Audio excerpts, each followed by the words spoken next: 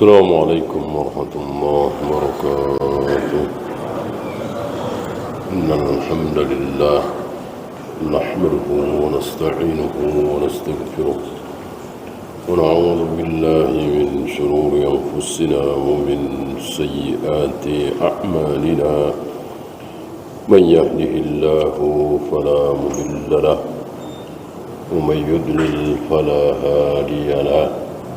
أشهد أن لا إله إلا الله وحده لا شريك له وأشهد أن محمدا عبده ورسوله وبعد. Kita melanjutkan pembahasan bahwa ahlul bidah tidak berdiri di atas satu kaidah. Suka-suka mereka. Berbeda dengan ahlu sunnah.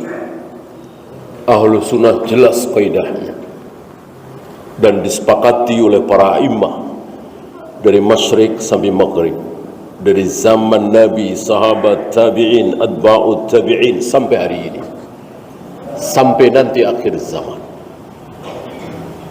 bahwa hukum asal ibadah adalah haram, hukum asal dunia adalah halal, hukum asal perintah adalah wajib ditaati, hukum asal larangan adalah haram diterjang, dan hukum asal bisa berubah.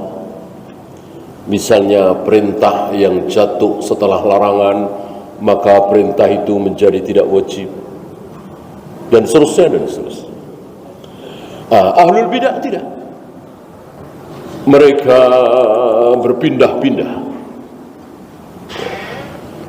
Maka disebutkan oleh Umar bin Abdul Aziz, nanti akan dibawakan oleh beliau, salah satu ciri ahlul bidah itu berubah-ubah, berpindah-pindah, berbeda dengan ahlus sunnah.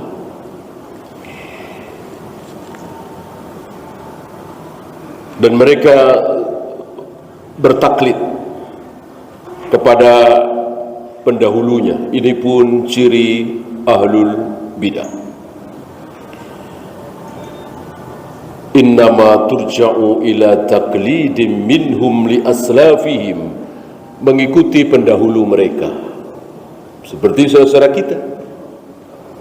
Saudara kita di negeri kita ini mengatakan sifat Allah ada 20. Kan taklid terhadap gurunya, syekhnya, kiainya. Terus, tapi tidak sampai kepada Nabi, tidak sampai kepada sahabat, tidak sampai kepada tabi'in, sampai kepada Muhammad bin Kullab. Maka nama lain dari Asy'ariyah adalah, atau nama yang lebih pantas, karena Abu Hasan al-Asy'ari kan sudah bertaubat ke manhaj salaf, maka nisbat kepada beliau sebetulnya tidak tepat. Yang tepat nisbat kepada Muhammad bin Kullab, Kullabiyah.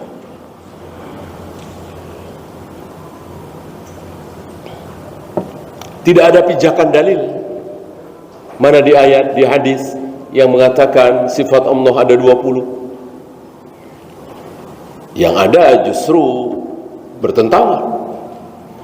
Dan di dalam 20 sifat Allah kan tidak ada Ar-Rahman, tidak ada Ar-Rahim, tidak ada Ar-Rauf, tidak ada Allah cemburu, dan seterusnya dan seterusnya. La ila ma yu'lamu bidururatil aqli, bahkan kepada akal yang doruri, akal yang sederhana. Tidak. Ya, akal yang sederhana, yang doruri, fitrah, meyakini bahwa Allah berada di atas. Itu fitrah semua manusia, bahkan hewan. Allah ada di atas.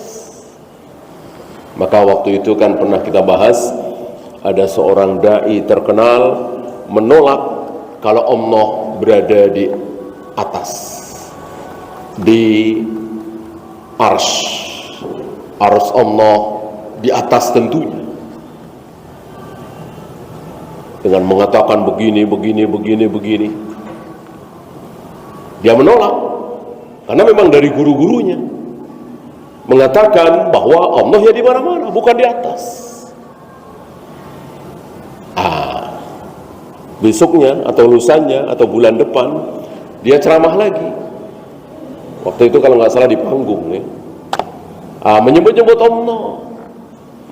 Allah sambil nunjuk-nunjuk ke atas. Gitu. Ya kita serahkan semuanya kepada Allah. Kita punya Allah. Lihat, dia tidak mampu melawan fitrahnya, bahwa Allah betul-betul di atas. Masih ingat Al-Hamdani? Insyaallah masih ingat ya. Beliau membuat anak muda waktu itu, masih anak muda, membuat kaget dan akhirnya membuat sadar gurunya, syekhnya.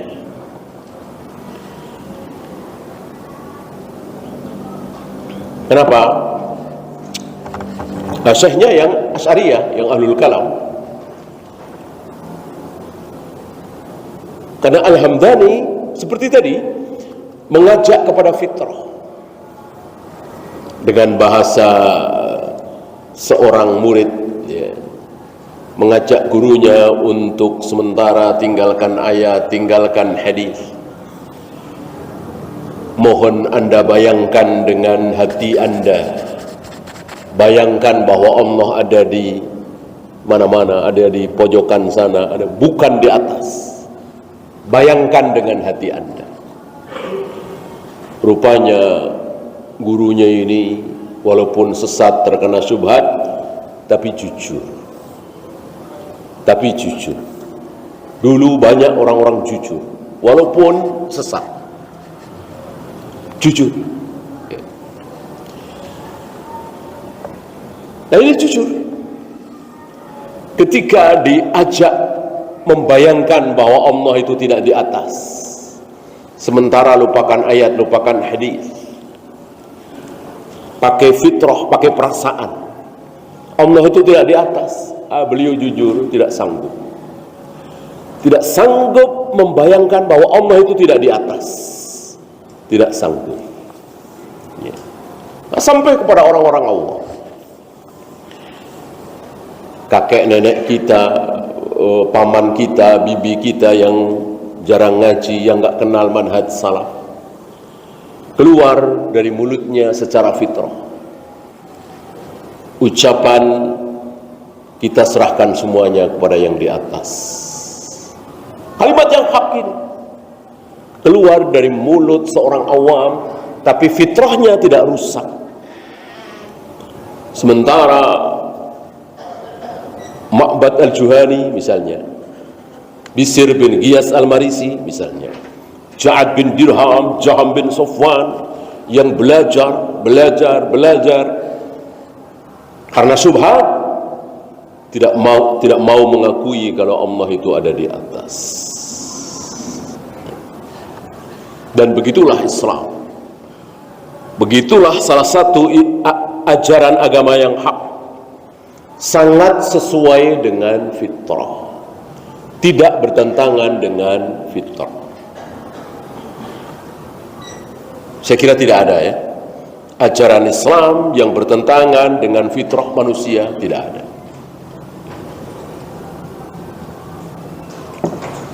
Kalau firqah dolal, iya. Agama kafir, iya. Ada agama seorang laki-laki saleh tidak boleh, laki-laki yang baik, laki-laki yang mulia tidak boleh menikmati kecantikan seorang wanita dengan jalan apapun. tidak boleh menikah. Tentu ini sangat bertentangan dengan fitrah. Islam tidak kenal itu. Bahkan Islam menganjurkan, sangat menganjurkan. Bahkan yang haram pun jadi halal. Apa? Memperhatikan kecantikan seorang wanita. Memperhatikan, betul-betul memperhatikan ya, bukan sekilas. Kecantikan seorang wanita, kan tidak boleh. Nah, demi nikah menjadi boleh.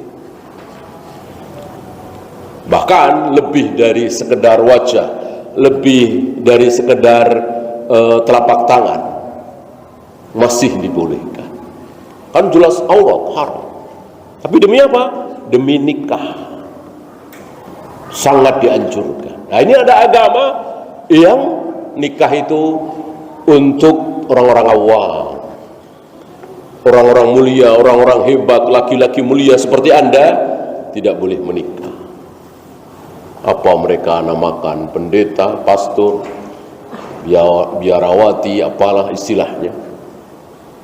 Jelas ini menyalahi fitrah.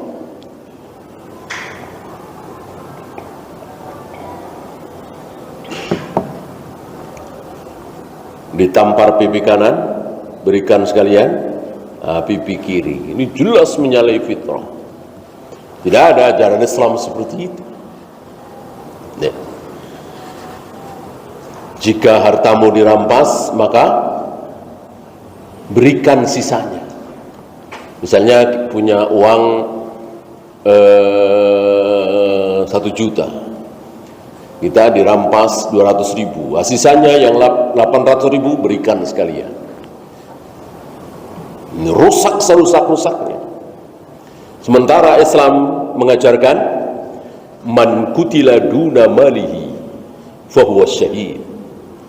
Barang siapa yang mati dalam rangka membela hartanya, matinya mati syahid. Kita disuruh semangat untuk mempertahankan uang kita, emas kita, handphone kita yang mungkin harganya tidak seberapa, 300.000, 400.000, ketika mau dirampas orang. Kalau mati, syahid. Jauh sekali ini dengan agama sesat ini, agama kafir. Begitu pula firqah dolak, rusak fitrahnya. Bayangkan, mestinya senang-senang, makan-makan, kumpul keluarga, ketawa-ketawa, bahkan nyanyian yang selama ini haram menjadi halal. Itu setelah sholat Idul Fitri ya. Malah ke kuburan. Ini rusak fitrahnya. Malah ke kuburan. Kan sunnah di 1 Syawal itu senang, bergembira. Lupakan yang punya masalah, yang punya utang, lupakan sejenaklah ya. Jangan lupa sampai besok-besok ya. Ya lupakan hari itu, mungkin seharian senang-senang gitu. Lupakanlah punya utang segala macam. Insya Allah yang punya piutang juga ketika ketemu setelah sholat Id, insya Allah nggak bakalan nagih ya. Memang betul-betul disunahkan menampakkan kesenangan. Yang punya dendam, yang punya permasalahan, yang ada sesuatu di hati mereka masing-masing, di 1 Syawal berpelukan ya, senang menampakkan kegembiraan. Ini malah disuruh ke kuburan. Ingat ibunya yang baru meninggal sebulan yang lalu, anaknya yang baru meninggal 7 hari yang lalu, ya tentu sedih. Bagaimana mau menampakkan kegembiraan? Nah, ini rusak nih fitrahnya. Firqah dolal seperti itu.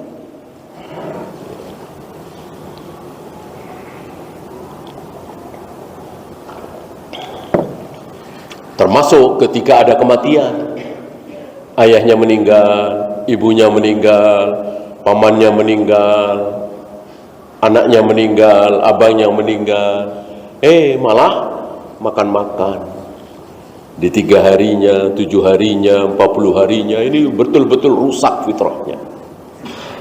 Makan-makan. Nah, sebelum makan-makan ada baca ini, baca itu. Bacaan tahlil, tahmid, bacaannya tentu tidak salah. Yang salah menentukan waktu, menentukan bilangan. Salahnya di situ. Kan kita sudah bahas ya.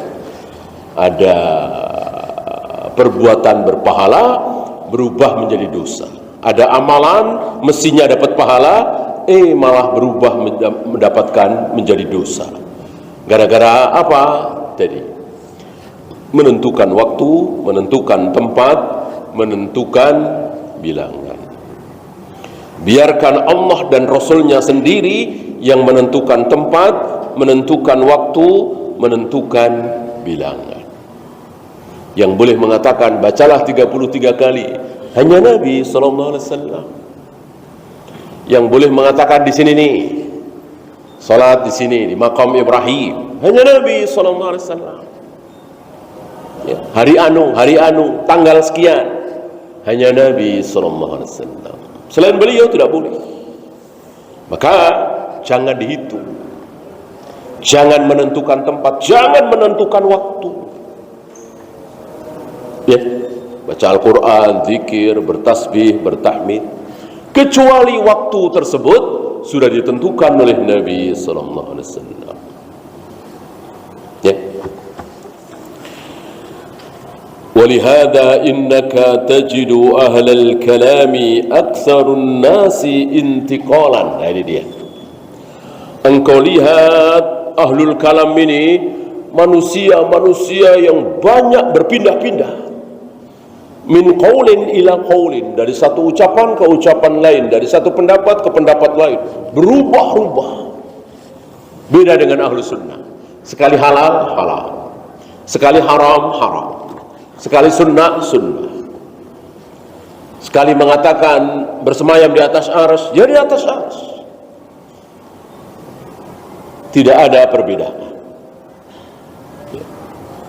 Barangkali antum bisa buktikan.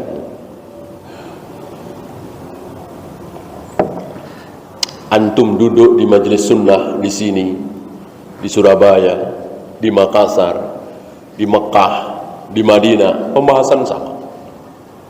Pembahasan sama. Nah, sekarang antum duduk di majelis Hizbi Haroki di Jakarta, di Surabaya, di Mesir, berbeda.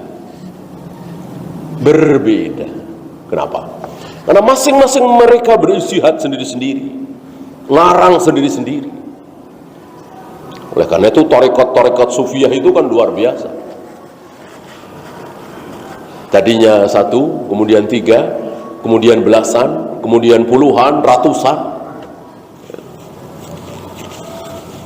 Dan sudah kita bahas waktu itu, satu sama lain kadang mengkafirkan, menyalahkan. Bapak mengkafirkan anaknya, anak mengkafirkan bapaknya. Itu terjadi. Ini tidak ada di Ahlus Sunnah.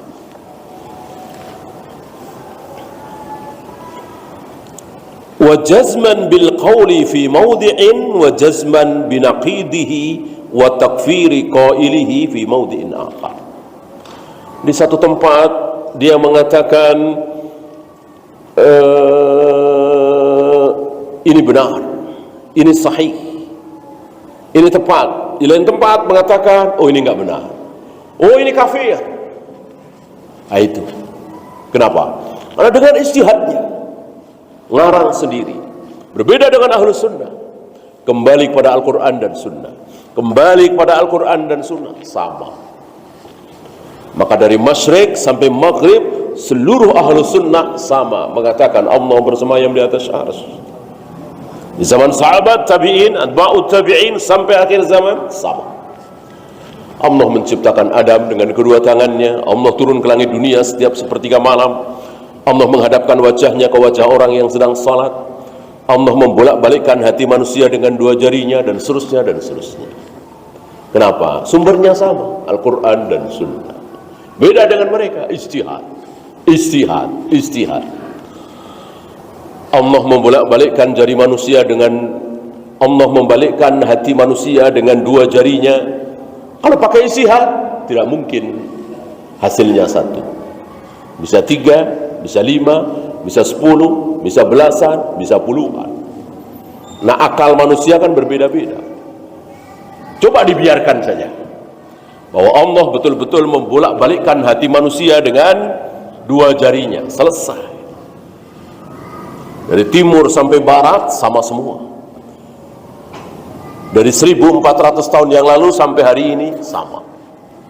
Itulah Ahlus Sunnah. Karena membiarkan apa adanya di Al-Quran dan Sunnah, apa yang difirmankan oleh Allah, disabdakan oleh Nabi tentang diri Allah.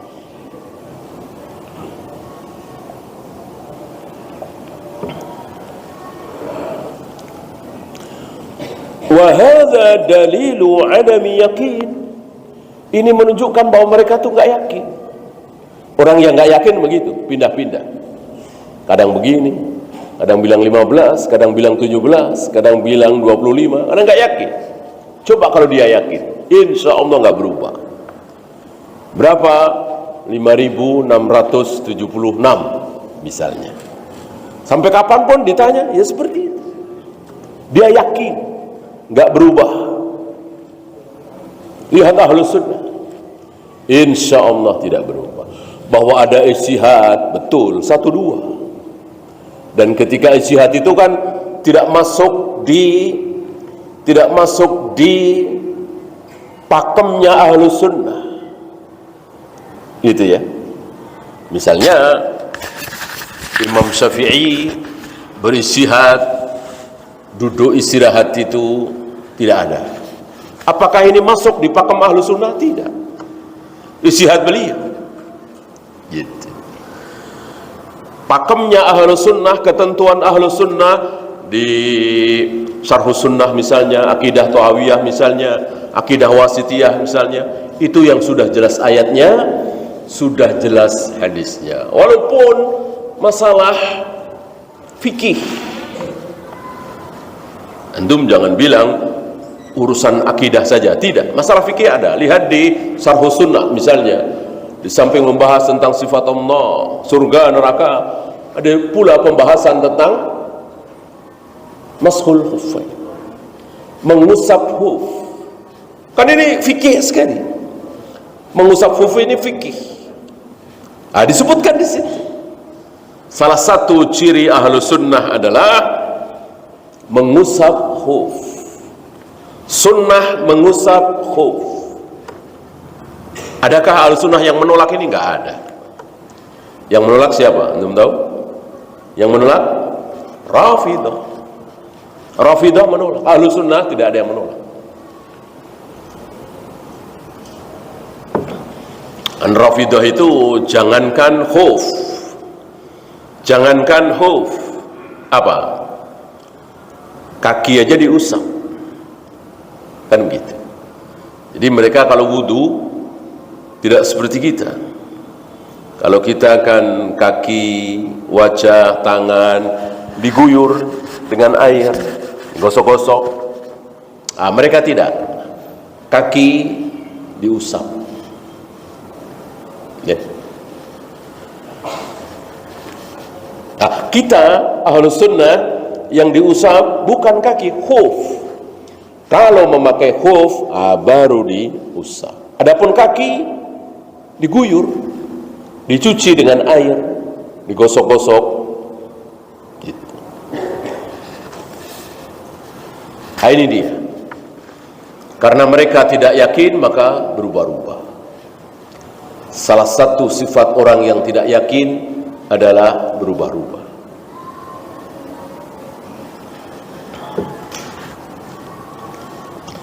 Fa innal imana kama qala Qaisar lamma sa'ala Aba Sufyan. Beliau membawakan dialog antara Azimur Rum dengan Abu Sufyan. Terkenal dialog ini, panjang ceritanya. Intinya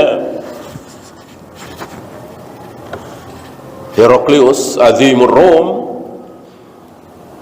menerima surat dari Nabi SAW, di mana Nabi mengajak beliau untuk masuk Islam. Azimur Rum penasaran, pengen tahu siapa orang yang mengaku sebagai nabi terakhir, yang mengaku dirinya sebagai Muhammad, min Muhammadin Rasulillah ila Hiraqla Azimir Rum. Ini surat dari Muhammad, utusan Allah untuk Heraklius, pembesar Romawi. Isinya tidak panjang, intinya aslim taslam.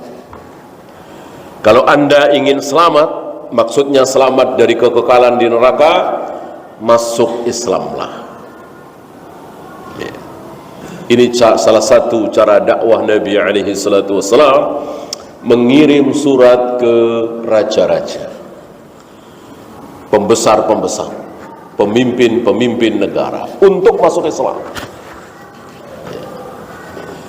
Syahalbani kecewa dengan pemimpin-pemimpin Islam hari ini. Raja-raja Islam, presiden-presiden Muslim hari ini, tidak ada satupun yang mengikuti sunnah Nabi sallallahu alaihi wasallam, berkirim surat ke Kaisar Jepang misalnya, mengajak untuk masuk Islam, ke Perdana Menteri Inggris misalnya untuk masuk Islam. Enggak kedengaran satupun. Padahal ini salah satu sunnah Nabi sallallahu alaihi wasallam. Nah, Heraklius ingin tahu seperti apa sifat orang yang mengaku sebagai nabi terakhir ini. Maka dicarilah orang Mekah yang sekampung dengan Rasulullah SAW. Ketemulah Abu Sufyan, lalu berdialog panjang. Salah satu dialognya ini saya bacakan.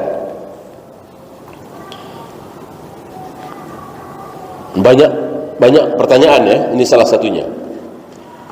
Hal yarji'u ahadum minhum an dinihi suqtatan lahu. Adakah di antara orang-orang yang sudah masuk Islam, mengikuti nabi terakhir ini, lalu dia keluar lagi murtad, suqtatan lahu, karena benci dengan dia, benci dengan agama baru itu, ba'da ayyad hulafi, setelah dia masuk Islam? Ada nggak yang murtad lagi? Dijawab oleh Abu Sufyan dengan jujur, nggak bisa bohong. Padahal waktu itu Abu Sufyan posisinya apa? Musuh Nabi SAW, belum masuk Islam, musuh Nabi SAW. Kan membawakan hadis ini Abu Sufyan. Ya. Dari sini keluar hukum bahwa seorang kafir boleh meriwayatkan hadis, boleh, dengan syarat ketika dia meriwayatkan itu dia sudah muslim, meriwayatkan keadaan dia dulu waktu masih kafir. Ini kan riwayat Abu Sufyan waktu masih kafir. Dan Abu Sufyan mengatakan, seandainya aku bisa bohong, aku akan bohong. Tapi gak bisa, karena di belakang Abu Sufyan orang-orang Arab juga yang tentu akan mengingkari kalau Abu Sufyan bohong. Dan itu sudah diperintahkan oleh Heraklius. Pintar Heraklius, ya. Ada beberapa orang di belakang Abu Sufyan, orang-orang Mekah juga. Jika Abu Sufyan ini bohong, katakan bohong. Cerdas Heraklius. Nah, dijawab oleh Abu Sufyan dengan jujurlah, tidak ada yang sudah masuk Islam, memeluk Islam, mengikuti Nabi terakhir itu, Muhammad itu, nggak ada yang keluar lagi. Langsung Heraklius berkomentar, wa kadzalikal iman. Demikianlah iman itu. Iman itu begitu. Idza khalatat bisyasatuhu al-qulub. Ketika kenikmatan, kegembiraan, kenyamanan iman itu masuk ke dalam hati. Jadi ada rasa nikmat bahagia dalam keyakinan itu, dalam keimanan. La yuskituhu ahad, maka tidak ada satupun yang akan membenci itu. Kalau dia sudah betul-betul beriman. Ucapan Heraklius itu menunjukkan bahwa Heraklius percaya dengan Nabi SAW. Apalagi dengan kalimat-kalimat lain. Misalnya ketika Heraklius bertanya, apakah sebelum dia ada yang mengaku Nabi di situ? Dijawab oleh Abu Sufyan dengan jujur, nggak ada satupun. Memang betul kan? Nabi sebelum Nabi Muhammad SAW di Mekah siapa? Nabi Ismail. Ribuan tahun. Beda dengan di Mesir, di Palestina, di Syam, ya. Ada Nabi Yusuf, ada Nabi Yunus, ada Nabi Musa, Yahya, Zakaria. Di Mekah tidak ada. Tidak ada. Jadi dakwah di Mekah itu turun-temurun, disampaikan terus, bukan oleh Nabi, bukan oleh seorang Nabi, sampai beliau diutus, sampai Nabi Muhammad SAW diutus. Belum ada Nabi sebelumnya, nggak ada, kecuali Nabi Ismail ribuan tahun sebelum. Heraklius berkomentar, seandainya sebelum dia ada yang mengaku Nabi, berarti dia cuma ikut-ikutan. Kalau nggak ada, ya memang betul-betul Nabi. Ini luar biasa menunjukkan Heraklius percaya kalau Nabi Muhammad SAW adalah Nabi. Maka berselisih para ulama, apakah Heraklius ini beriman atau tidak, Muslim apa tidak. Yang roji tidak. Yang benar Heraklius tidak beriman, tidak Muslim. Kenapa? Karena al-babul wahid, satu-satunya pintu untuk masuk Islam, tidak dia masuki.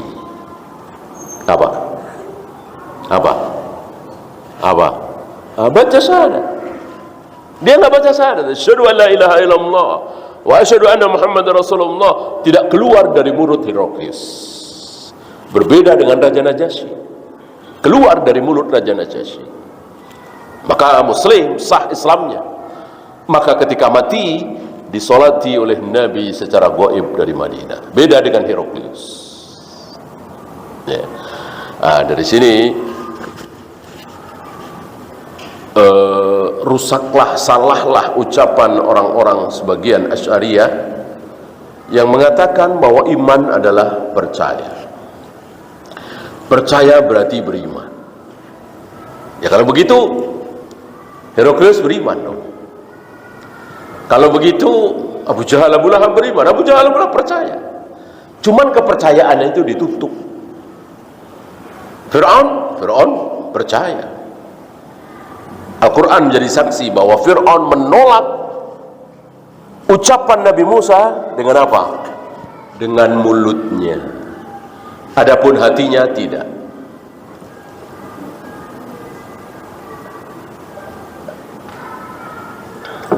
Bahkan iblis.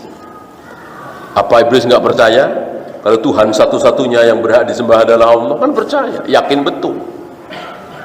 Apa ada yang mengatakan iblis beriman? Wa kana minal kafirin, jelas. Iblis adalah kafir. Ya.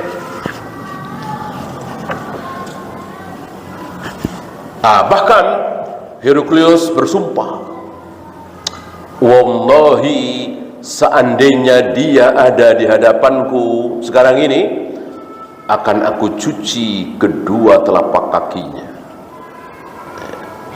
Dan seandainya betul apa yang engkau ucapkan wahai Abu Sufyan, maka kekuasaan dia akan sampai tempat yang sedang aku injak ini, Syam. Betul kan? Syam, Palestina, Yordan, Lebanon, Syria, di bawah kekuasaan kaum muslimin. Dimulai dari zaman Khalifah Umar bin Khattab. Betul sekali ucapan Heraklius. Tapi sekali lagi, Heraklius tidak beriman.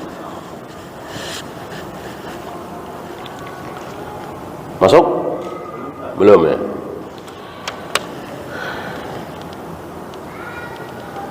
Walihada qala ba'du salaf. Ini dia. Oleh karena itu sebagian orang salaf mengatakan, beliau memberikan contoh di sini Umar bin Abdul Aziz. Antum masih ingat Umar bin Abdul Aziz orang keberapa? Orang pertama. Orang kedua siapa? Imam Syafi'i. Ini kata siapa?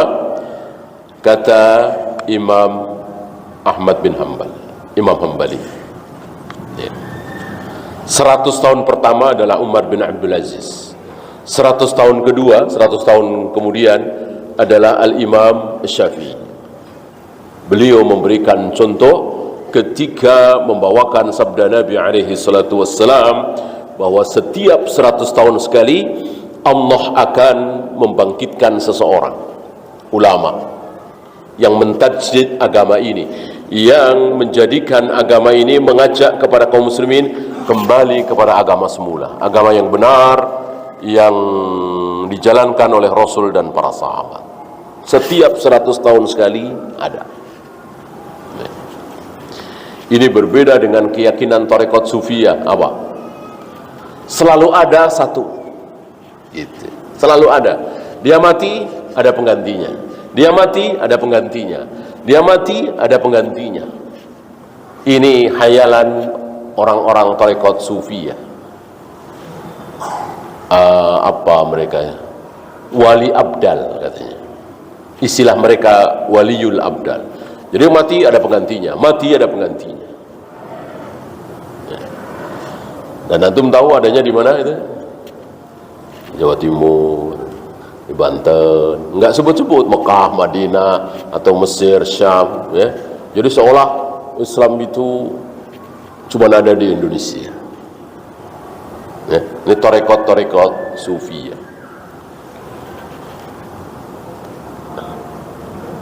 Adapun ahlu sunnah 100 tahun sekali, meyakini 100 tahun sekali sebagaimana disabdakan oleh Nabi alaihi salatu wassalam. Ini dia Umar bin Abdul Aziz. Apa kata Umar bin Abdul Aziz? Man ja'ala dinahu gharadan lil khusumat aktsarut tanaqqul. Barang siapa yang menjadikan agamanya itu sebagai tujuan untuk permusuhan, perdebatan. Jadi beragama ini, ceramah ini, nyari-nyari musuh. Jadi tidak ada ceramah dia kecuali debat.